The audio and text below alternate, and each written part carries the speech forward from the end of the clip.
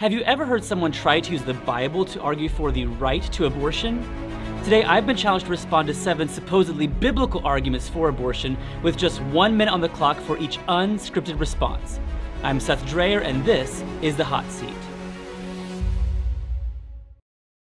All right, Livy, what's our first challenge? Okay, we're going to start out with one of the biggest supposedly biblical arguments for abortion.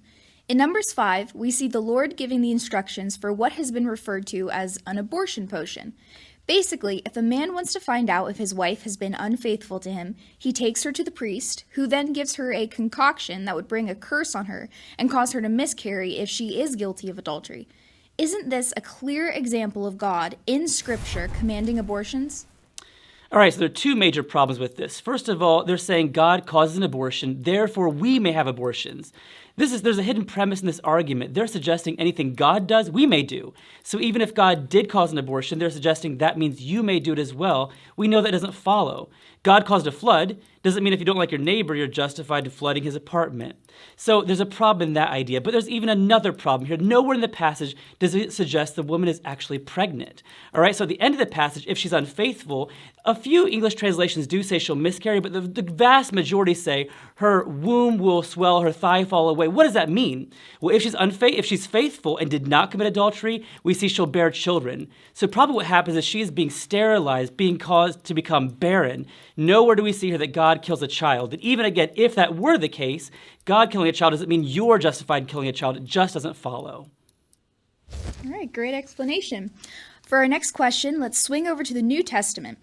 Luke chapter 1 says that when the angel Gabriel came to Mary to announce that she will give birth to the Messiah, she seems to give her consent by saying, "Let it be to me according to your word."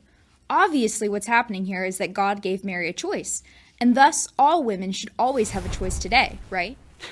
Okay, this is a very odd argument here, right? To suggest that Mary actually is consenting, and therefore if she had not consented, she maybe would have had the chance to abort baby Jesus is a crazy argument here, right? But what's happening is God is inviting Mary into his project, saying, hey, this is going to happen to you. Gabriel doesn't say, do you want to proceed or not proceed? He tells her it will happen.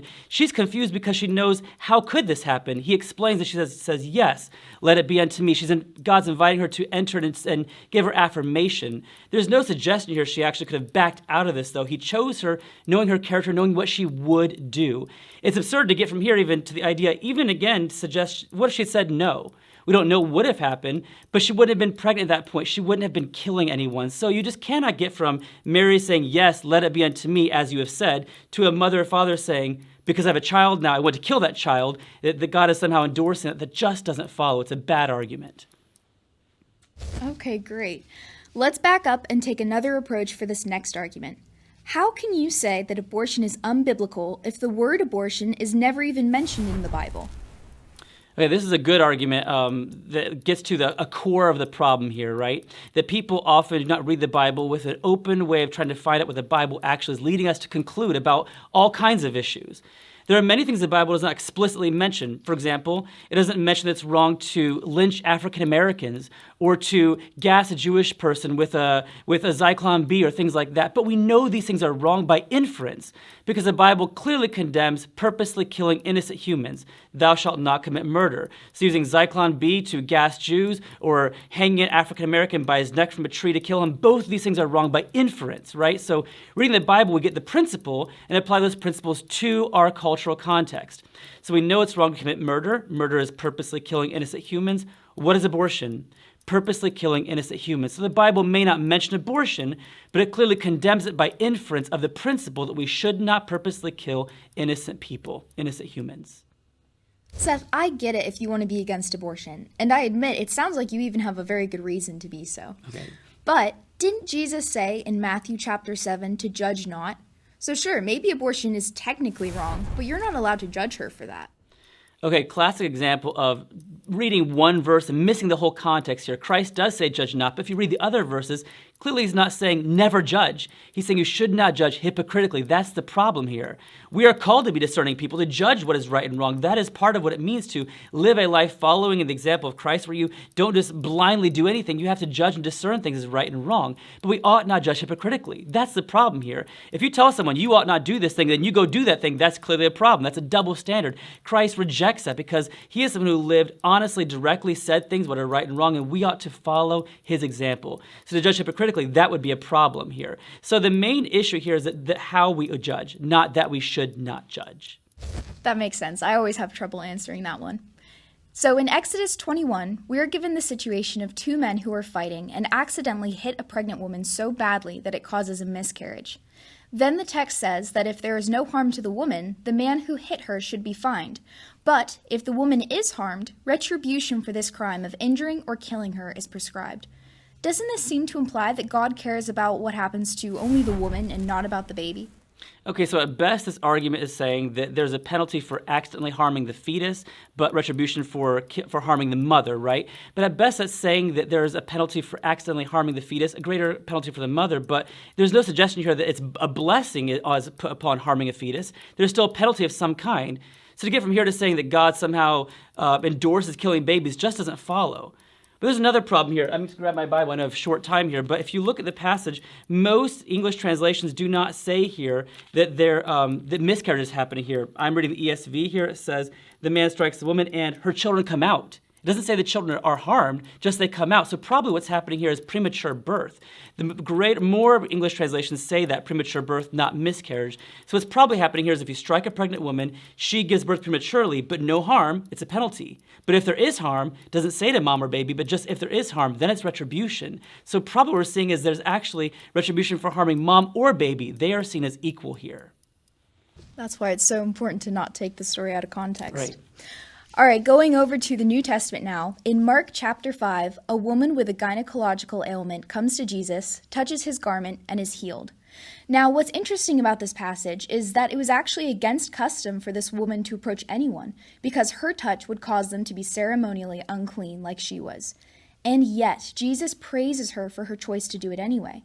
So even though abortion may be generally viewed as being against God's law, wouldn't Jesus respect and praise the decision anyway as an expression of her right to choose?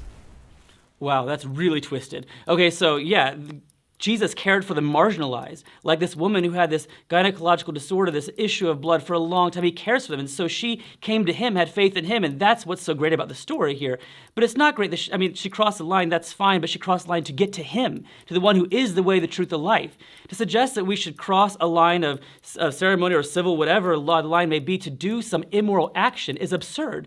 She crossed the line for something great, for someone who is great, not to do an evil thing, to embrace and have faith in the one who is, again, the way, truth, the life.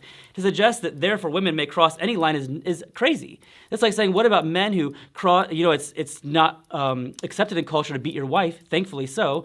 To suggest that men who cross that line and beat their wives are doing a good thing would be crazy, because clearly God is not for harming innocent women. So again, to say that woman who crosses the line and kills a baby, cultural line, she crosses the line that God would celebrate, that is absurd, like saying he'd celebrate men who beat their wives. That's crazy. She crossed the line to embrace Jesus. That's what we ought to do. I'm out of time. All right, so that one was a little bit more out there. But let's end with a popular one to see if we can finally prove that the Bible is pro-choice. In Genesis chapter 2, verse 7, Adam isn't alive until God breathes into his nostrils and gives him the breath of life. So, if life begins with first breath, how can you say that a fetus who has never even taken a breath is alive? Okay, so I have two responses here. First of all, if it's merely getting oxygen that makes you a living person, then at some point during pregnancy, the baby is a living person because she gets oxygen through placental transfer from the mother. But most people would say, no, it's not until she's breathing independently outside, that's when she's a person. I would just say that, hang on, you're making another mistake of interpretation. The story of Adam's creation is a unique description of how he was made. It's not normative for us. It's pretty easy to show how this is true, because God takes dust and creates Adam, then breathes in him the breath of life. He becomes a living person. How many of us are made from dust? None of us. Two cells came together, sperm and egg, and that's how we came to be. So Adam's creation is unique. That's not how we were made. Clearly, that's a unique story, not about how we are made. So I would say they're taking Adam's story, which is unique, and applying it to how we are made. That just doesn't follow. We are made differently through the uniting of sperm and egg together, and that's when we know we're living, because we meet all the criteria for biological life. And the Bible is clear that every living human, is made in God's image. So, is the Bible pro-choice? Not by a long shot. Scripture unashamedly presents the inherent value of every human being time and again, and nowhere even comes close to suggesting that purposely killing preborn human beings is justifiable. But how do you think I did in responding to today's challenges? If you would have taken a different approach, let me know in the comments below. Also, be sure to check out our online conversation navigator, letstalkabortion.com. There you can learn how to start and navigate dialogue with friends and family about abortion and the inherent value of every human being, which is clearly presented in Scripture. Let's work together to end ageism and end abortion.